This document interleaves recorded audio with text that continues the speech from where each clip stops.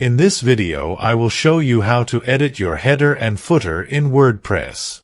Log in to WordPress admin panel. In the dashboard menu, navigate to Appearance Editor. This will launch the site editor. Hover over the header section of your theme. Look for an Edit Header option and click it. Edit the text, phone numbers, and other elements. Change icons and their links. Customize any aspect of the header as needed. Similarly, hover over the footer section and click on the Edit Footer option.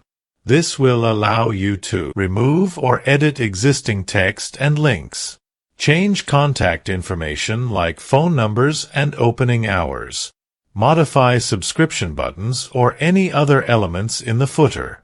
After making your edits, be sure to click the Save button to save your changes.